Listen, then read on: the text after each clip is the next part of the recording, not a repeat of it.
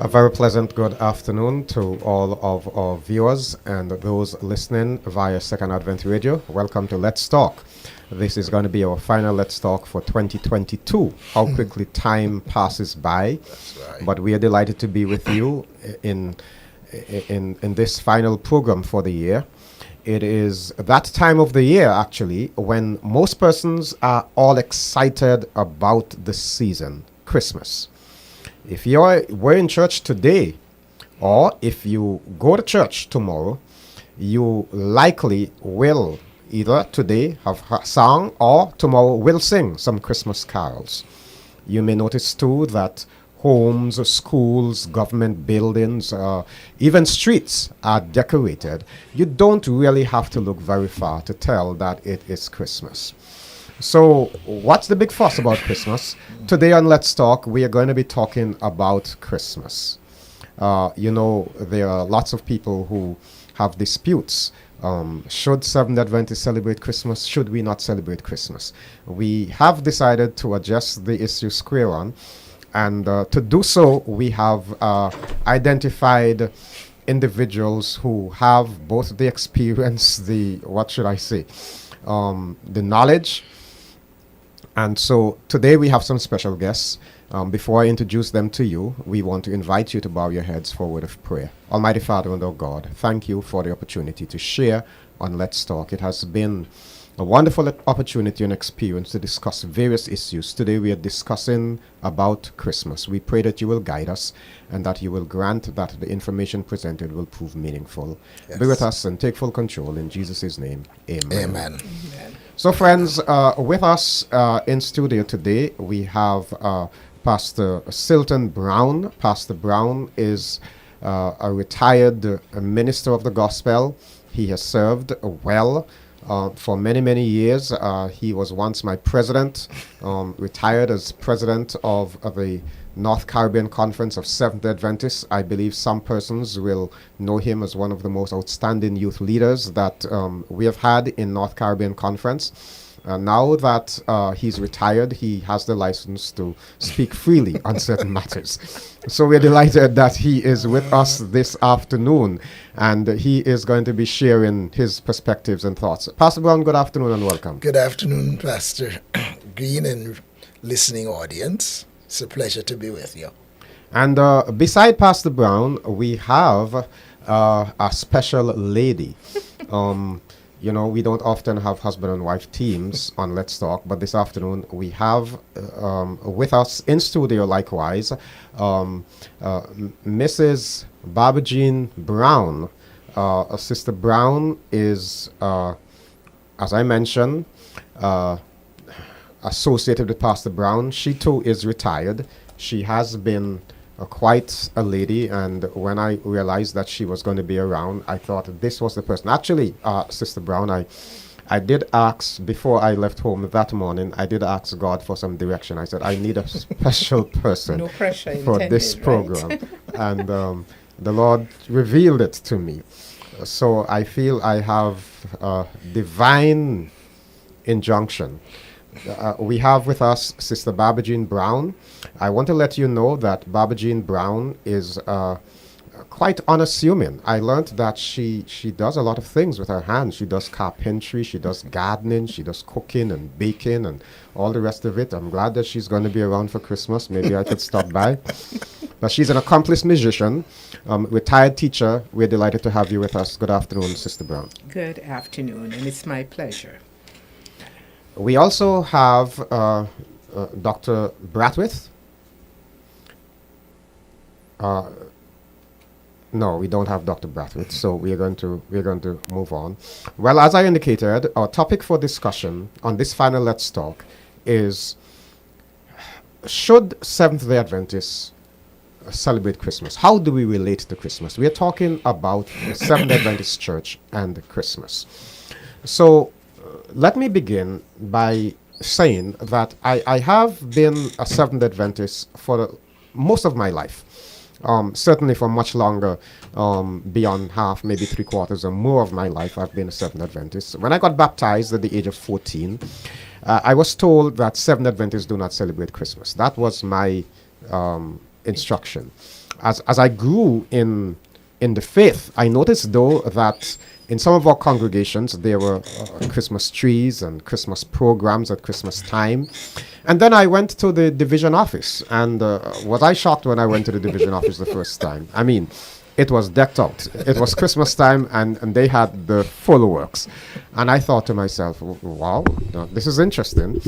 And, I learned also that at the general conference, they do reenact the nativity scene every year. But before we go into all of that stuff, the question that I want to begin with is simply this. What exactly is Christmas? Pastor Brown, maybe you can share on that one. What exactly is Christmas? Well, Christmas is generally considered the time of the year when people celebrate the birthday of Jesus Christ. That is it in short. Now, there are lots of debates and arguments concerning aspects of its meaning, some of it misguided, but essentially it is the celebration of the assumed time of Christ's birth. I use the term assumed because we all know that time that is celebrated globally is December 25th. Interestingly, what I've come to realize is that just about anybody you speak to, anybody you ask that is serious about the matter, about what date was Jesus born, December 25th, the actual date of Jesus' birth, and nearly everybody would say no. And that's interesting, or we don't know. That's as close as you'd get at such. But in short, though, we know whatever the date, it is generally celebrated around this time, December 25. All right. So when we talk about Christmas, we're talking about the celebration of the birth of Jesus Christ. That's correct. Now, of course, Jesus is transformational. He is perhaps the most influential figure who ever lived on the earth. He has divided history, in That's AD right. and BC. So it's pretty noteworthy that the world acknowledges the birth of Jesus Christ. That's interesting, and I think that's a positive thing. That even though individuals, I shared recently with someone, I was attending an interdenominational, let me say interfaith conference on HIV in Jamaica, and they had representatives not just from the Christian communities, but also the Muslims, the Hindus, the Rastafarians, etc. And one day at lunchtime, I was talking with the Imam from the Muslim faith. It was quite a pleasant conversation. I was rather surprised when he said, I look forward to my Christmas dinner every year with my Adventist neighbors. And I said, pardon me, aren't you Muslim? He said, yeah, but that doesn't mean anything. He said, I have some good Adventist friends, and I look forward to that Christmas dinner every year. We sit and we talk Christmas stories, and so it's rather very interesting that people are making that connection. It's a wonderful way, I think, to share Jesus to the world. Exactly. Well, Sister Brown, let me come to you now, because you are a child of a pastor, and you're married to a pastor who has served as a conference president.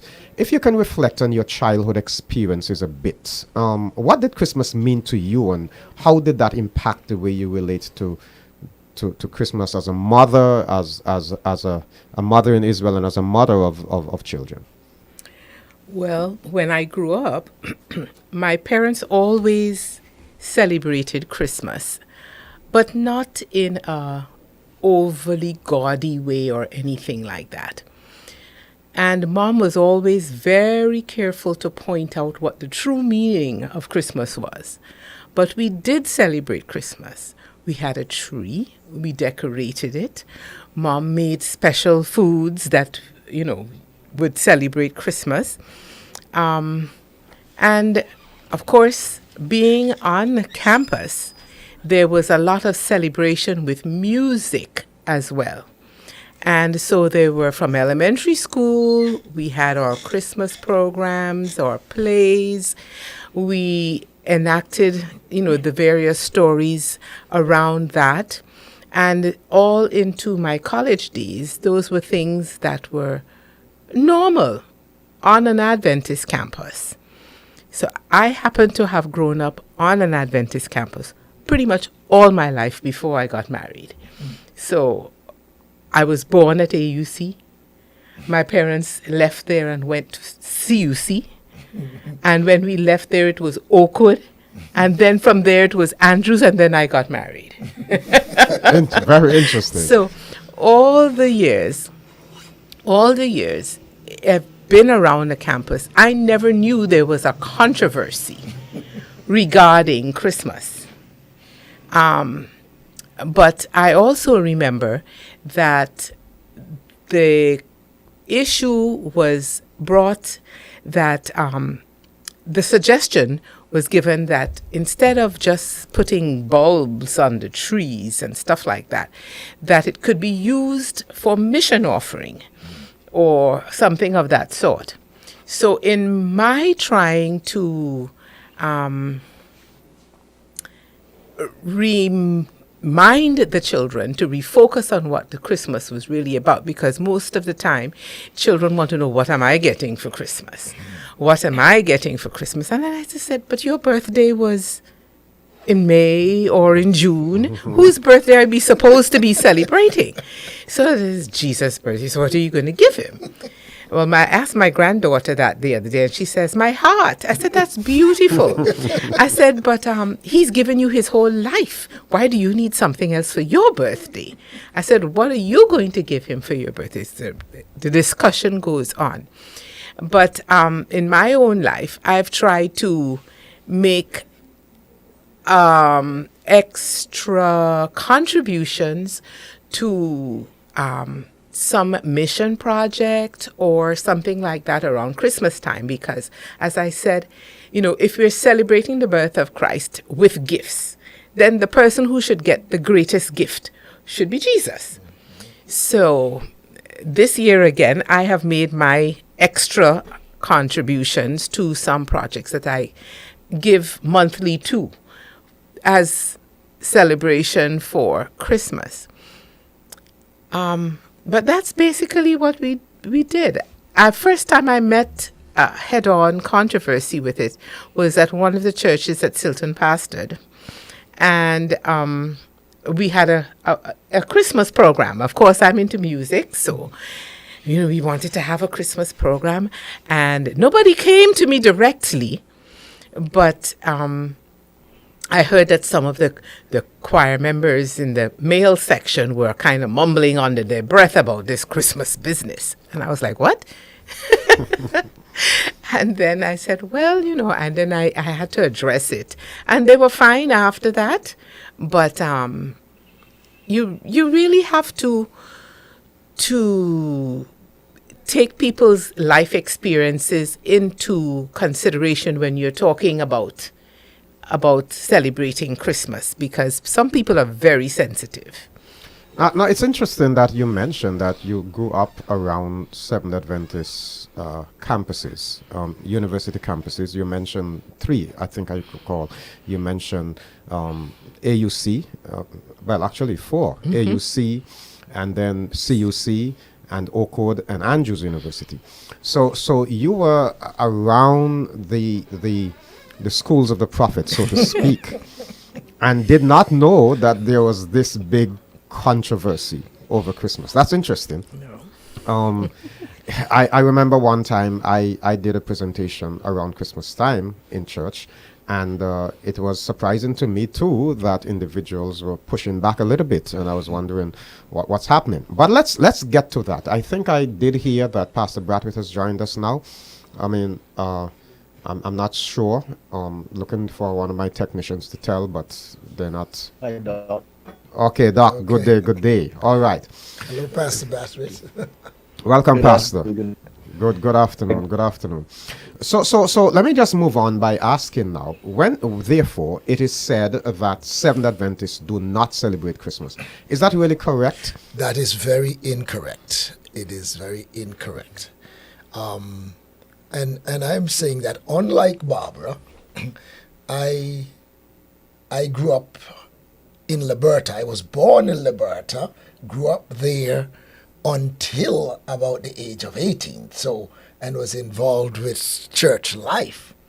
And the truth is, I didn't even recall there being a controversy or big problem with it during my years as a boy growing up in the church. We have basically always had a Christmas program, and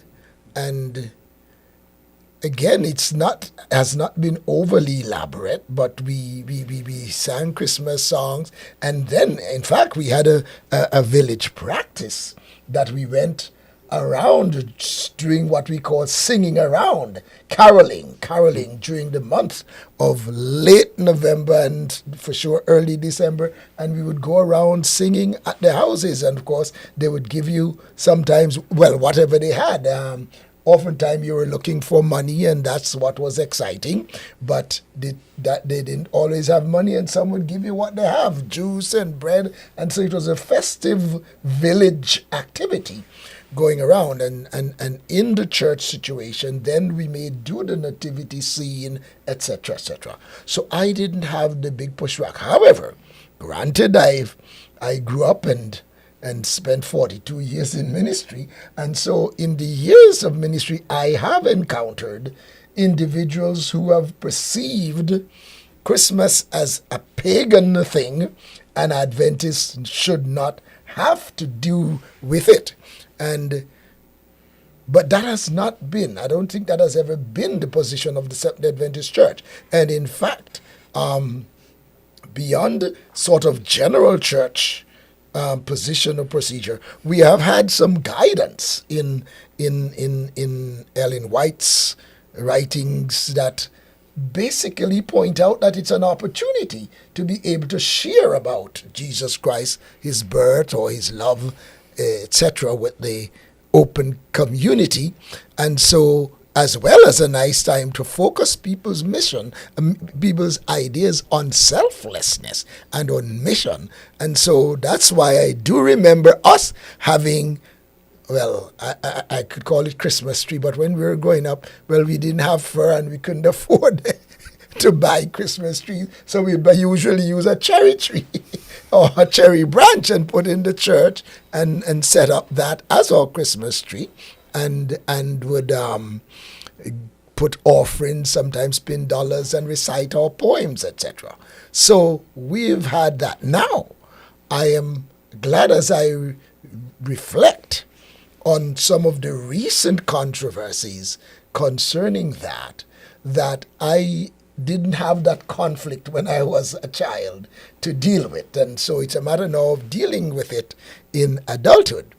But it is interesting as I share. I am smiling partly because there is a church in my head, and I heard you talking about seeing celebrations in parts of the church and in the offices and so forth. Well, I just happened by the circumstances of my life at this stage to be recently around Florida, both Miami and now Homestead, spending quite some time with my daughter there, who goes to a Truist communications director in the church. And this year, I saw something that was really stunning, because I've never seen such an elaborate decorations in any church or office anywhere in my life before. And I was discussing it with my daughter. I said, I mean, you have some folk who figure we shouldn't even celebrate it. But of course, lots would question, the stewardship of all that elaborate decoration. And then she said to me, well, interestingly, there's a story behind that. They're some members in this church that have what she calls old old money, old Miami money, and one of them donated the decorations, Donates. thousands of dollars of decoration, and every year all he asks is for some church members to help volunteering to set them up. So they are there, they keep much of it, and then they may add to it. So it's a decoration that is, I don't want to call it wonderful. Let somebody thinks I've backslidden, but really it's elaborate, and that could be questioned. Except that I understand that the same person supports the church outstandingly otherwise, and so this is just a way of showing of gratitude and trying to have the church make the statement. And I could I'm what you may say, I'm hesitant to send the world to the website of the church to see what I'm talking about, but I just might change my mind and do it later on. But what we need to appreciate is that while there seems to be general understanding that there is not a specific date of Jesus' birth that is solid and sure, mark you, I'm saying there seems to be, because I know of a couple of sources that attempt to pinpoint the date right down, but it is not December 25, and December 25 is highly questionable on almost every scholarly level. And so, but again, though the date is not either not certain, and for sure, almost certainly not December 25, there is a sense that nevertheless, the fact of who Christ is and that he came to this world, came to save sinners, the purpose of his life, all that is worth celebrating, and that nothing is wrong in that celebration. Okay, thank you so much. I pastored a church once, and an elder, I said, came to me and said, "Pastor, I think we have a person to discipline, you know."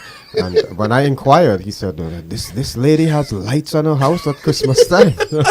And he felt that was something to take disciplinary action on. Dr. Brathwaite, I'm wondering if you want to make a contribution to this before we move on. Yeah, good afternoon, everybody.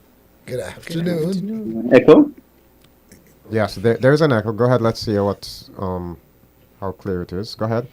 All right, so I was just making the point that definitely, the ideal celebration of Christmas is not something that we do not do as Seventh-day Adventists. I think that the challenge is that many people assume that Christmas is pagan. The truth is that Christian is really Christmas is quite Christian if we contextualize it. And recognize that it comes from an English word, Christmas, Messe, which really means in many ways Christ's Mass.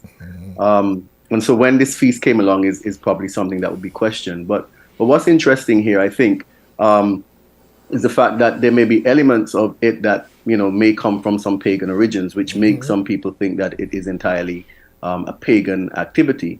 But it's really the acknowledgement of Christ's birth, and our ability to celebrate that, as Pastor Brown said, is something wonderful. Taking the opportunity to recognize the birth of Christ is something that we should actually celebrate. So, just in terms of supporting what has been said before, I just wanted to share that. I'm glad you raised that issue there, and I'm going to go to a few questions in a while. But let's zero in on this, because I gather that the issue that many persons have with Christmas is not so much the fact that Jesus' birth is being celebrated, but they say that December 25 is not the right time for it. I understand that there are some pagan overtones that people make here. They say December 25 was the birthday of Mithra, and so why Nimrod and that kind of thing. So why put Jesus's birth here? I don't know if any one of you want to respond to that. Well, Go okay, ahead, go ahead, Doc, Elder, go go ahead. ahead. Go ahead, Dr. Brathwaite. I was going to make the point that there are several ideas persons have in relationship to that particular date, and Yes. they attach it to pagan practices. I guess we could say that throughout history, one of the most common explanations is that Christmas is to some extent or somehow connected to a Roman cult of the invincible sun, or the rebirth of the sun, which was celebrated on December the 5th, 25th as well. And it could be an explanation for why we have lights and so forth and so on. Lights are also associated with the birth of Christ. If we look at Luke chapter 1, I think around verse 78 or so, it is then commonly alleged, or we hear people saying that Christians have adopted a pagan practice, so to speak. But there are several dates that are associated with, or several activities that are associated with December 25th. And so, the question now becomes, does it do any harm in relationship to our ability to celebrate the birth of Christ? It's a time when everybody's focused on things Christian, so to speak, or things about Christ. And Pastor Brown alluded to the fact that Ellen White speaks to the fact that it's a good time to point people to Christ, because Christ, as we say commonly and colloquially, is the reason for the season. And that's why persons take this opportunity to share goodwill, to share gifts, not to the extent that we would practice bad stewardship, Pastor Brown or Sister Barbara Jean, but just being involved in a practice or in an activity that can allow persons to realize that we can share the love of Christ at this time. Well, before you, Pastor Brown, I just want to ask Sister Barbara Jean a question here, because she's a musician, and so she's probably, I'm assuming, very familiar with the Seventh Adventist hymnal, and before that, the church hymnal. Aren't there lots of Christmas carols in the Seventh Adventist? Sure, there are. Yeah. Yes, both in the other hymn, the church hymnal and the Seventh-day Adventist hymnal.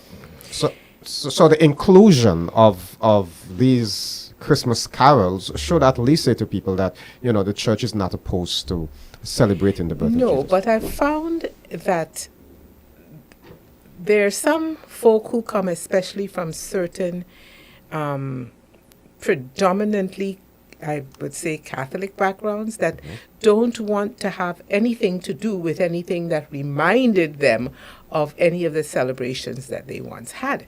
Now, everything that they do is not bad. So we have to be balanced in our view of some of these things. In fact, most of our hymns, most of our sacred music does not come from our church. So when we are talking about music and the Christmas hymns, etc., we are very much aware that there's nothing so-called Adventist music. We don't have that. We have Christian music in which we have taken songs that agree with our theology, and we use those and eliminate some verses sometimes with hymns that might have a verse in it that is not Stanza. right, a stanza, right, that is not agreeable with what we believe, and leave that one out and just have the others in our hymnals. So this has been the way that it has pretty much been done. But going to what Pastor Brathwaite said about a good time to share Christ, I've taught most of the time in public school settings, and it's very interesting to note that lots of children never heard that Christmas was about the birth of Christ. And you would think that that is not, that is unusual. But I'm finding more and more that in the secular world in which we are living, that lots of the people, especially coming up from homes that are pretty much young people having children, that lots of the children are not, they don't know about Christmas. Some of them have never been to the beach. We take things for granted. So it was a nice opportunity every now and then to to couple as you teach music? Well, there's more than one story about this time of year. There is this story and there is this story. But obviously, the name Christmas comes from the fact that we're celebrating something about Christ. And so you can bring that in that context. But it's a nice opportunity in which to introduce something of that nature. Well, Pastor Brown, permit me here. In fact, Yes. I want you to respond to this question.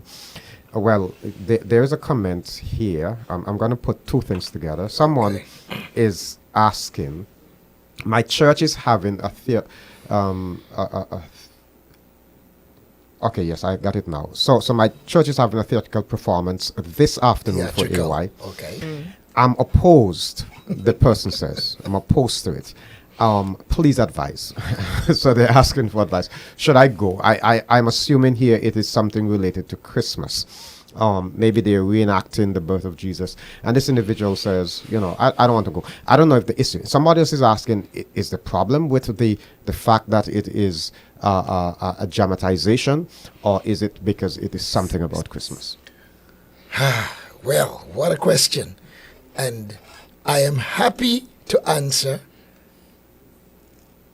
hoping not to shock anybody, that my suggestion to you is go to that program, listen to that program, observe the gifts and or talents you may see, and be sure when you leave to express to the individual or individuals appreciation if they have done well or executed their charge. This, given what we have said already, although there's much more to delve into, it is a time of the year when it is easy and logical to discuss the birth of Jesus, or to discuss the theology of salvation, for that matter. And using the birth of Christ is an important and valuable way to do this. And listen, in fact, having said that, well, what a question to have given me now, because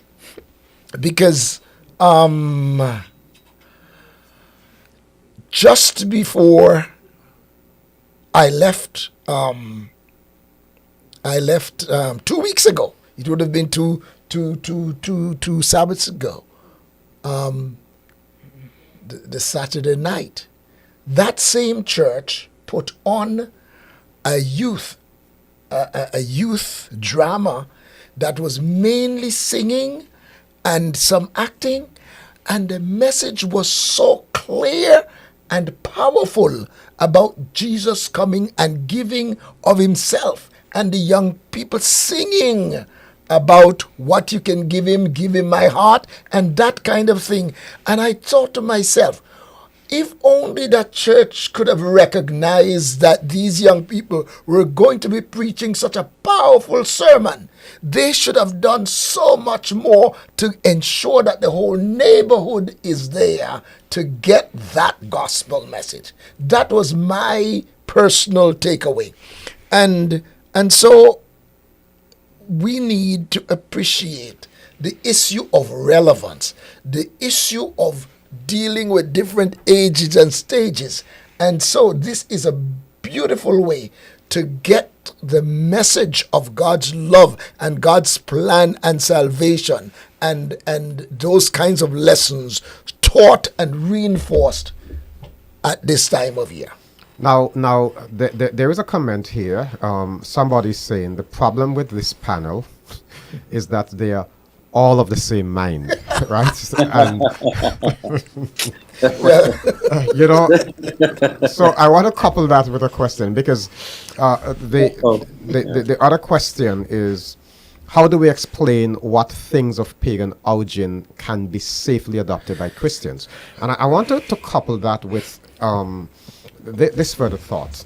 Is saying that something is pagan the same as saying that something has pagan origins? And it's, You're on it, Elder. Oh, sorry. Let me keep quiet. I was just going to add, is celebrating the birth of Jesus really pagan? But go ahead. You're excited, and I know Pastor Brackett wants to come in here on that one as well. But No, you see, because you hit him there. Saying something is pagan is different than saying it has pagan origins or some pagan similarities, etc., etc.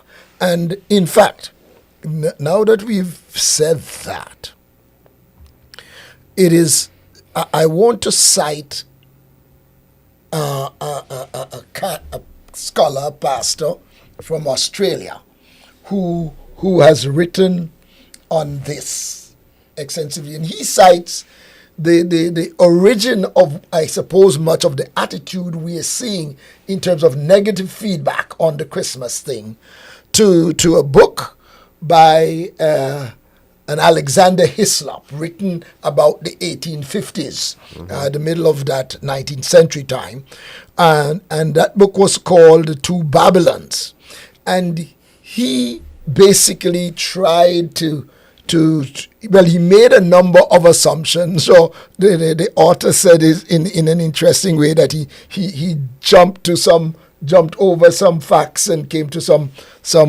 conclusions, and essentially associated the 25th of December as a time when there were these pagan associations. And interestingly, his research showed that prior to any of these so-called pagan associations, Christians were commemorating the birth of Jesus around that December 25, based on certain assumptions or certain what you may say, some of their thinking or reasoning based on, like the book of Luke, chapter 1, verse 5 on to 24, thereabout, where we have the story and what's happening, identifying Elizabeth, identifying the Jewish holidays, etc., etc. Then certain traditions of the Jews, like one called, the Hanukkah. Well, Hanukkah, etc. But the historical Holidays, festivals. The festivals. Now, there's a term I'm searching for. It will come back to me. And but they used these and came up with that date. Now, bear in mind, some of it is based on Jewish tradition, and then the reasoning on the year of Christ's birth, etc. And then out of these conclusions, they came to this. But then afterward, you also had that other pagan issues or persons or figures like Nimrod and Mithra and so on came up in the consideration. And but when the dates were identified, for example, the earliest date associated from a pagan perspective would have been 354 and that kind of time, when Christians have identified and were doing this as early as 202 AD. And in short, the research seems to show that the pagan associations came after the Christian practice by at least 70 years. And so some of these things are not as foolproof. But that leads me to something else, especially because I said we are all of the same mind. I need to address somewhat of that. It is important to me, Elder, that we take note. Now, we have to be careful not to be lazy and to study and research. That has its important good part. We also, though, must be careful not to be too quick to be skeptical about everything and run with a wrong theory. I want to put thirdly, in the same breath, that we must remember whom we are dealing with. The devil is a smart, slick guy.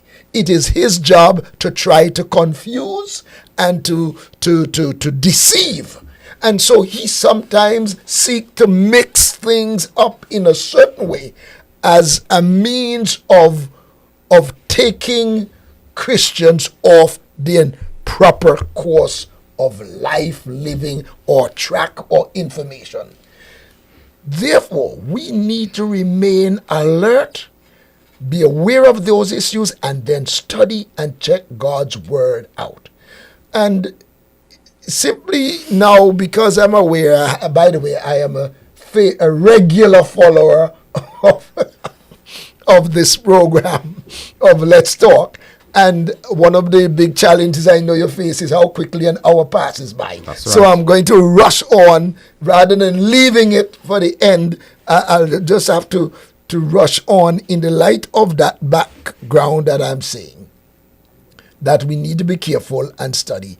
I have not really seriously grappled with studies on this matter as much as I have this week. Fortunately, I had the time, so I have listened to a number of sources, the one I just quoted just now, but I also listened to a very, what I call, compelling video on YouTube by Rabbi Jonathan Hahn. And he starts out his program with the question, it's a panel sort of situation where he was the presenter. And the question was December 25, was Jesus born on December 25? And he said the answer was no. And with that, there was a big laugh, and okay, so there's no point of them being there, the case closed. But he went by now and showed, using lots of biblical data, using a lot of Jewish history, using the Dead Sea Scrolls, using various other scholastic bases for coming to the conclusion that was not in line with, let's say, the gentleman I quoted earlier on, Millen, but with the conclusion, he came up with a sense that, listen, following all these and putting them together, and the issue of the tabernacle and the issue of the feast of this and the new year and basically that Jesus' life coincided with the calendar for the Jewish faith. That's right. And that therefore he figures you can nail it down that Jesus was born on March 20. And so and in other words, and in a sense, nothing is wrong with, say, approaching these, listen to these views, but then what is clear that nobody is certain. Exactly. And while the scholarship may be good and some of the things make good sense and seem to fit well, we must not be too skeptical and close-minded prematurely. And so that would be where I stop for now. I want to think that Jesus had good reasons for not leaving behind a date. Exactly. It's enough for us to know that he was born. I imagine people would worship that day. So Dr. Brathwaite, go ahead. Yeah, it amazes me, sometimes when I think about it, how, anything that apparently is touched by pagans, it becomes totally off limits for anybody else. And that's that amazes me, because things that are perfectly good, as soon as, there's any talk or touch of paganism on it, or what is understood as paganism, then, it becomes off limits. And so I just wanted to talk a bit about what paganism is, or who a pagan is. Okay. It comes from the Latin word, paganus, which means a country dweller. Paganism can refer to polytheism or the worship of more than one god, such as in ancient Rome. A pagan is also considered to be one who, for the most part, has no religion and indulges in worldly delights and material possessions. Someone who revels in sensual pleasures, a hedonistic or self-indulgent individual. And so I asked myself the question, what in this world has not been touched within the context of what we understand as pagan or paganism? As I continue briefly, I wanted to also just highlight something that I found very, very interesting. And that is, many Christians really avoid celebrating holidays like Christmas because many of the holidays celebrated today, even those that what we're talking about today, come from questionable origins. I think, a lot of persons who may be listening this afternoon may be really looking for us to say that, we should not be involved. And it's because the celebration of the holiday itself, or Christmas, comes from for some people questionable origins. It is true that the Christian celebration of certain holidays may represent a reclamation of what may be considered as pagan celebrations. An ancient pagan holiday, however, could be or was redeemed for God's glory. And I like that. Imbued with new meaning and adorned with different traditions designed to worship the Lord. So some Christians cannot overlook the historical pagan associations of these holidays. Others have come to terms with the history and praise God for the modern opportunity to magnify God's name. Look, if we look at, for instance, the Nike, the sign that we know as Nike or Nike, some people pronounce it as, its original, understanding, it was, my understanding is that it was a Greek goddess. When people put on a Nike shoe today, nobody remembers anything about any Greek goddess.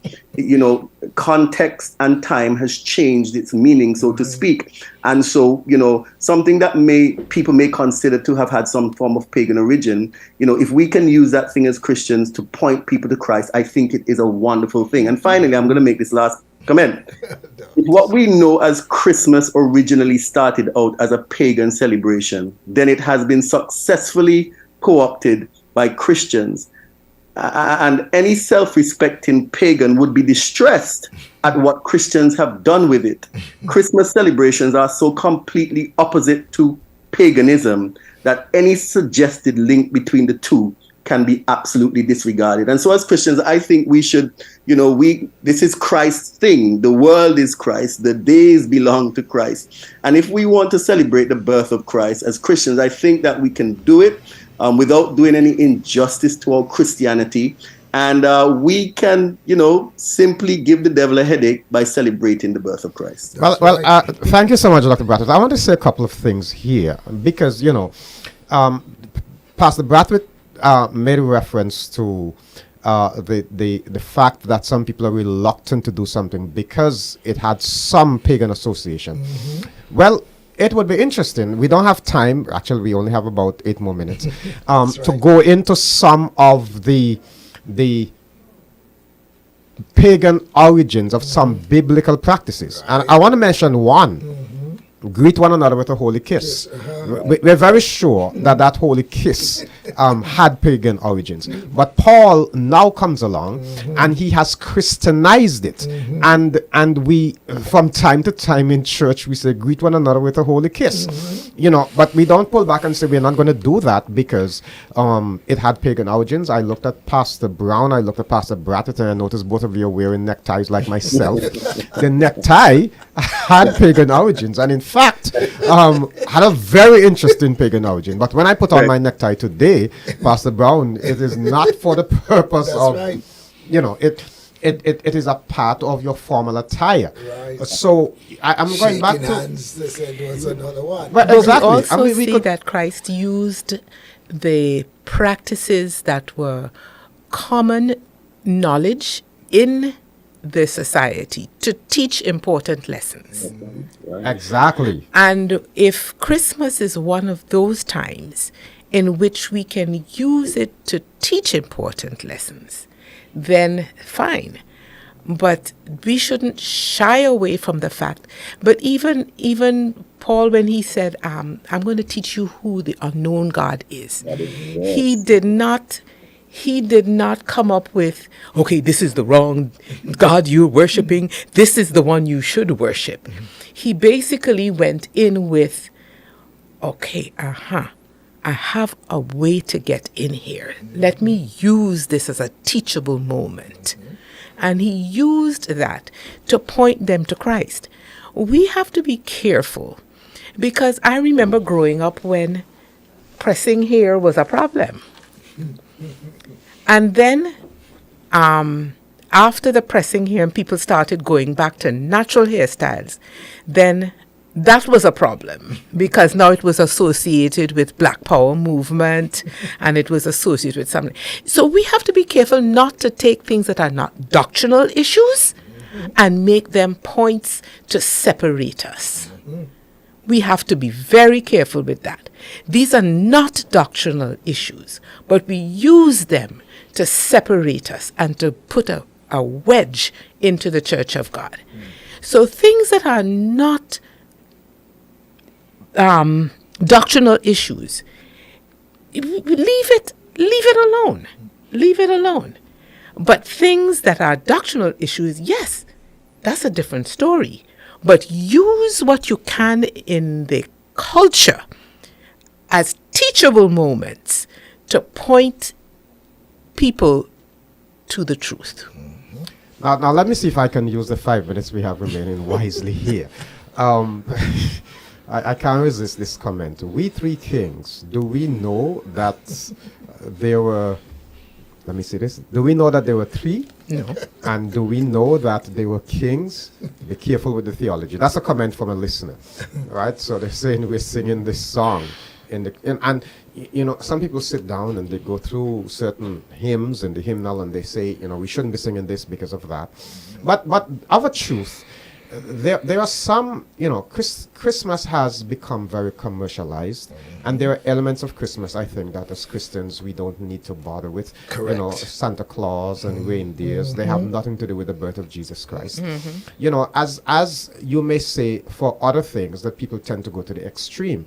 But I am seeing this as an opportunity for us, as I think Pastor Brown made that point clear, an opportunity for us to maximize on the opportunities, the likelihood that people will listen to you. People may not listen to you at another time, but at a time like this, when, you know, they're oriented to go to church, where they don't mind somebody singing a song and offering a prayer, it is an opportunity as Christians we should make good of. That's right. Right? That's right. Now, I again said we don't have a lot of time, but can we just, for one, maybe last thing we can discuss, the Bible did not tell us when Christ was born.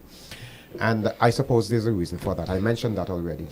Some people say it's October. Pastor Brown, you made a reference to Spring. Spring. Yes. But the Bible did not give us when. So we don't want to spend time pinpointing. But the fact that Jesus was born, what I want to ask for our final question is this. What is the damage in taking a celebration of the birth of Jesus and saying it is pagan? Let me ask that again. What is the damage in taking the birth of Jesus, a celebration of the birth of Jesus, and say it is pagan? Which one of you? Well, okay. Well, one is technically it is not correct. Therefore, in the first place, it is not factual. Secondly, it is a loss of an opportunity, and therefore could be connoting to somebody, well, not just a loss of opportunity, beyond that, stating it that way when it is not, sort of could make a person appear naive or uninformed and therefore not one to be taken seriously on other matters. Therefore, one may not be able to convince them of other important truths if you are off base on something as straightforward as that. I think, too, what some people have the right to question is how did Santa Claus and reindeer and this old man with a beard come in direct opposition to a babe born in a manger? You get an old man in a red suit and you have a babe born in a manger. Now, the devil has always taken what we have and put his spin on it. Look at Easter. You have the story of Jesus' death and resurrection. But we have bunnies, rabbits. What does that have to do with it? So you can see evidence of Satan using his spin on things so that people no longer understand, the majority of people no longer understand that this has spiritual overtones. But they understand clearly bunny rabbits and chocolates, and they understand Santa Claus and that. So we can see that the devil sometimes pulls things into the Christian holidays and adulterates them. Well, folks, we have to stay here. Our time is up. I really wanted to go on. Somebody is sharing a passage here, just for thought about cutting down a tree and decking it with gold and that kind of thing, and trying to make an association with the Christmas tree. But we don't have time to comment on that. We have to stay here. Please remember that we will not be on next week. Next week we take a break, and then we will be back in January with the next edition of Let's Talk. We have some exciting things lined up for you next year. It was a pleasure discussing with you. Thank you so much, Pastor and Sister Brown and Dr. Brathwaite. We appreciate your insightful contributions, and we wish all of you God's blessings, and may I say a Merry Christmas and a bright and spirit-filled 2023. Thank you. Thank you so much.